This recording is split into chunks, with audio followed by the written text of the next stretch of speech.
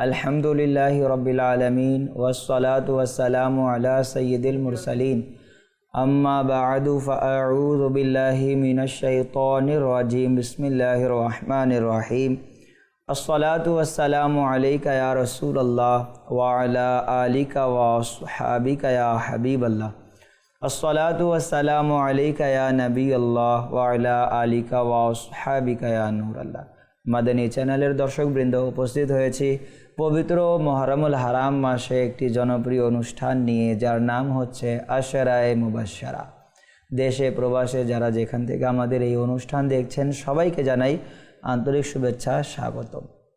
প্রিয় দর্শক মণ্ডলী, প্রিয় নবী সাল্লাল্লাহু আলাইহি ওয়াসাল্লামের প্রতি দুরূদে পাক পাঠ করার অগণিত ফজিলত হাদিসে পাকে বর্ণিত। রাসূলুল্লাহ সাল্লাল্লাহু আলাইহি ওয়াসাল্লাম ইরশাদ করেছেন, যার নিকট আমার আলোচনা হলো আর সে আমার উপর দুরূদ শরীফ পড়ল না, সে জুলুম করলো। নাউযু বিল্লাহ। সাল্লু আলাল হাবিব সাল্লাল্লাহু তাআলা আলা মুহাম্মদ সাল্লাল্লাহু আলাইহি ওয়াসাল্লাম। প্রিয় দর্শক মণ্ডলী, পবিত্র মুহররমুল হারাম মাস আমাদের মাঝে চলমান। এর প্রত্যেকটা ক্ষণ, প্রত্যেকটা মুহূর্ত, প্রতিটি দিন অসংখ্য রহমতে পরিপূর্ণ, নেকিতে ভরপুর। দর্শক মণ্ডলী, আশরায়ে মুবাশশারার অনুষ্ঠানে প্রত্যেকটি পর্বে আমরা সেই 10 জন সাহাবায়ে কেরাম রাদিয়াল্লাহু তাআলা আনহু হতে এক একজন মহান ব্যক্তিবর্গের আলোচনা শ্রবণ করছি, যাদেরকে নবী পাক আলাইহিস সালাতু ওয়াস সালাম জীবদ্দশায় জান্নাতের সুসংবাদ দান করেছেন। সাহাবায়ে কেরাম রাদিয়াল্লাহু তাআলা আনহুর শান-মান মর্যাদা অসংখ্য অগণিত। কোরআন ও হাদিস তাদের ফজিলতে পরিপূর্ণ।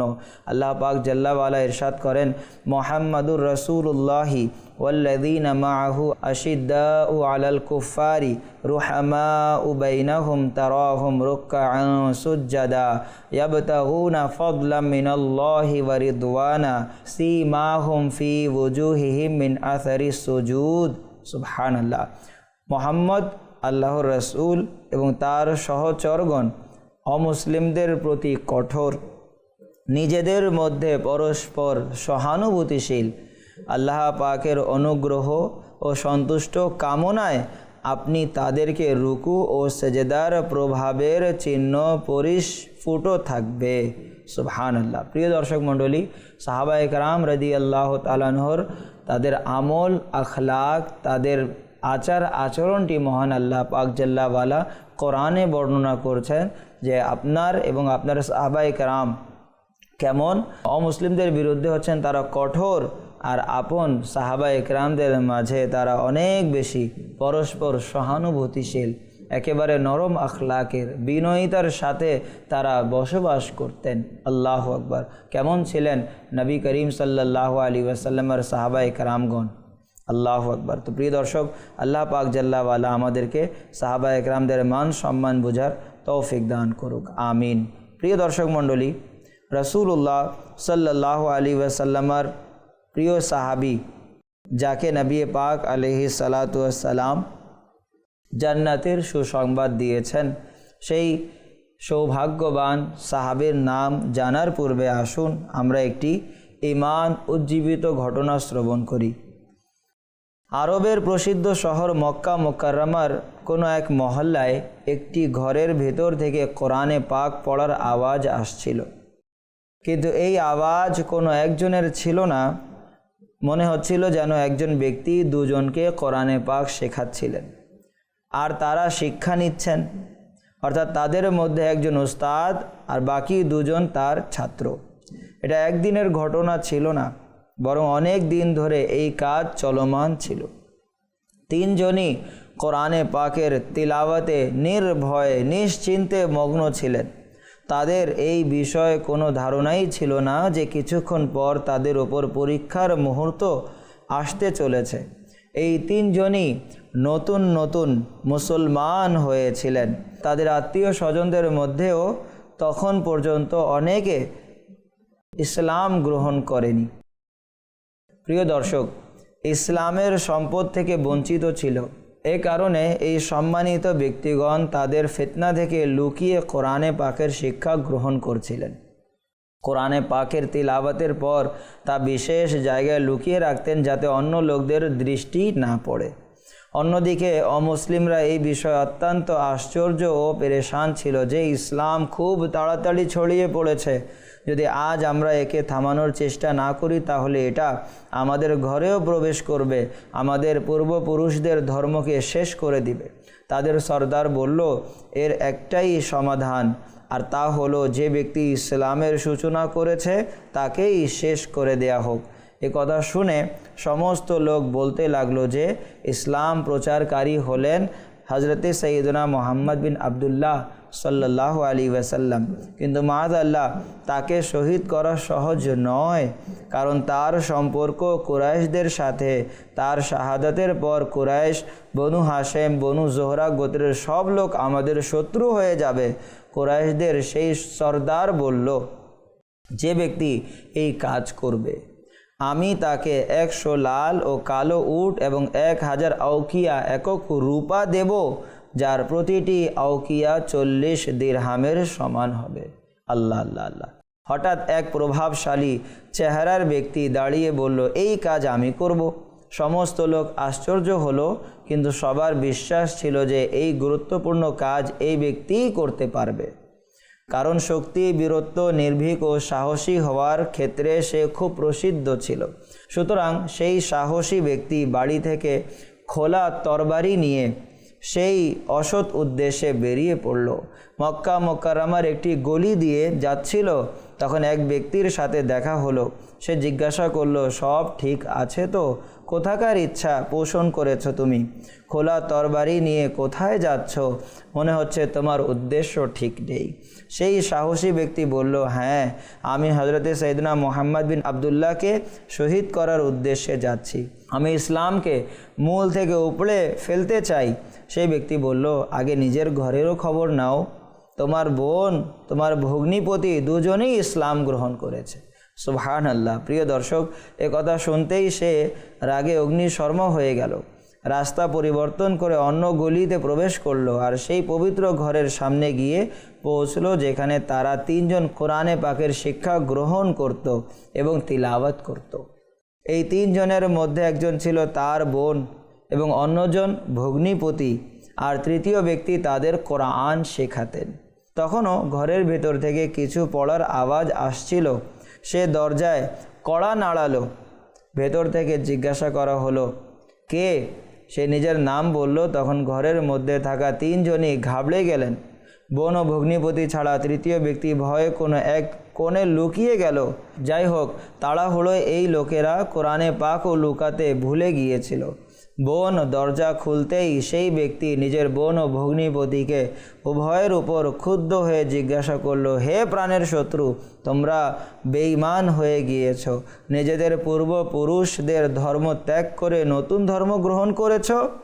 দুজনই ইসলামের প্রেমে নিবেদিত হয়ে পরিপূর্ণ উত্তর দিতে গিয়ে বলল, হে ভাই, আমরা বেঈমান হয়েছি বা যাই হই না কেন, তুমি এটা বলো, তোমার ধর্মে কি সত্যতা আছে? তোমার ধর্মে কি সত্যতা আছে? আমরা তো এক ওয়াহদাহু লা শারিক আল্লাহ পাকের ইবাদত করি, যিনি একক, তার কোনো শরিক নেই। আমরা ইসলাম ধর্মকেই সত্য মনে করি এবং কখনোই তা ত্যাগ করতে পারবো না। এ কথা শুনে তার আরও রাগ এলো। সে বলল, আমি তোমাদের কখনোই ছাড়বো না। আর রাগে বোন ও ভগ্নিপতি দুজনকেই মারধর শুরু করে দিল। খুব মারল, এমনকি মেরে মেরে রক্তাক্ত করে দিল। কোরআনে পাকের তিলাওয়াতকারী এই 2 কোরআনের আশিক নিজের মুখ থেকে উফ শব্দ পর্যন্ত করল না এবং আল্লাহর পথে আসা এই বড় পরীক্ষার ধৈর্যের আঁচল হাত থেকে ছাড়ল না, বরং ইসলামের মহব্বতে, ইসলামের খাতিরে অটলতার পাহাড় হয়ে গেল। আর যেন মৌখিক ভাষা দিয়ে এই অঙ্গীকার করল যে আল্লাহ পাকের পথে ইসলামের উপর প্রতিষ্ঠিত থাকার জন্য যদি নিজের শরীরকে হাজারো টুকরো করতে হয় তাহলে অবশ্যই করাবো, কিন্তু ইসলাম ধর্মকে কখনোই ছাড়বো না। সুবহানাল্লাহ। কেমন ছিলেন সাহাবায়ে কেরাম? মার খাচ্ছেন, তিলাওয়াত জারি, মার খাচ্ছেন, নামাজ জারি, মারধর করা হচ্ছে, রক্তাক্ত করা হচ্ছে, আল্লাহ তাআলার হুকুম পালনার্থে কাল বিলম্ব না করে তারা ইবাদত করতেন। পক্ষান্তরে আমরা কোনো মার নেই, কোনো কষ্ট নেই, আমাদেরকে মানুষেরা প্রশংসা করে, কিন্তু আমরা আল্লাহ পাকের হুকুম আহকাম থেকে গাফলতি করি। আল্লাহ আল্লাহ তাআলা আমাদের অবস্থার ওপর দয়ার দৃষ্টি দান করুক। প্রিয় দর্শক মণ্ডলী, আল্লাহ পাকের পথে ইসলামের উপর প্রতিষ্ঠিত থাকার জন্য যদি নিজের শরীরকে হাজারো টুকরো করাতে হয় তারা তাতে প্রস্তুত ছিল।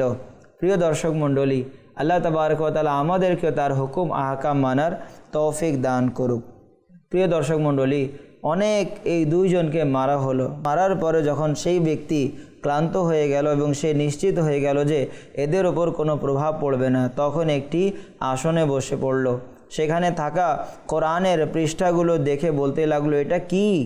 তার বোন বলতে লাগলো, এটা আল্লাহ পাকের কালাম কোরআনে মাজিদ, তুমি অপবিত্র, একে হাত লাগাতে পারবে না। হ্যাঁ, গোসল করে নাও, তারপর একে স্পর্শ করতে পারবে। সে গোসল করলো এবং তারপর কোরআনে পাক হাতে নিয়ে খুললো। তখন সূরা তাহা সামনে এলো। আল্লাহু আকবার। সে পড়তে শুরু করলো। যেই মাত্র এই আয়াত তিলাওয়াত করলো, ইন্নানি আনাল্লাহু লা ইলাহা ইল্লা আনা ফা'বুদনি ওয়া আকিমিস সালাতা লিযিকরি। কানজুল ইমানের অনুবাদ, নিশ্চয়ই আমি হলাম আল্লাহ, আমি ছাড়া অন্য কোনো উপাস্য নেই, সুতরাং তুমি আমার বন্দেগী করো, আমার শরণার্থে নামাজ কায়েম রাখো। এটা পড়া মাত্রই সারা শরীরে এক অদ্ভুত ভীতি ছেয়ে গেল, অন্তরের দুনিয়া উলট পালট হয়ে গেল এবং অবশেষে রিসালাতের দরবারে উপস্থিত হয়ে ইসলাম গ্রহণ করল। সুবহানাল্লাহ। প্রিয় দর্শক মণ্ডলী, ইসলামের শুরুতে নবী করিম আলাইহিসসালামের রিসালাতের সত্যায়নকারীদের ওপর মক্কার মুশরিকরা, অমুসলিমরা অপরিসীম অত্যাচার অবিচার করেছিল। এমনকি যারা গতকাল পর্যন্ত রক্ষক ছিল, আজ তারাই প্রাণের শত্রু হয়ে গিয়েছিল। প্রিয় দর্শক, আল্লাহ পাকের রাস্তায় কষ্টে আসার পরেও এই তিনজন মুবাল্লিগ ও মুবাল্লিগা তারা আল্লাহ পাকের দ্বীন ইসলামকে ছাড়তে রাজি নয়। তারা বলল, আমাদেরকে আপনি টুকরো টুকরো করে দিন, আমরা দ্বীন ইসলাম ত্যাগ করব না। তো এই মহান ব্যক্তিবর্গগণ কারা ছিলেন? আল্লাহু আকবার। তিনি কে ছিলেন? প্রিয় নবী আলাইহিসসালামের কোন সাহাবী ছিলেন? আল্লাহু আকবার। প্রিয় দর্শক মণ্ডলী, তিনি রাদিয়াল্লাহু তাআলা আনহু সেই মহান ব্যক্তিত্ব যাকে সাঈদ নামে আখ্যায়িত করা হয়। তার উপনাম হচ্ছে আবুল আওয়ার। তার বংশধরা এরকম সাঈদ বিন জায়েদ বিন আমর বিন নুফাইল বিন আব্দুল উজ্জা বিন রিয়াহ বিন আবদুল্লাহ বিন কুরতা বিন রাজা বিন আদি বিন কাব বিন লুয়াই কোরাইশি আদাবি।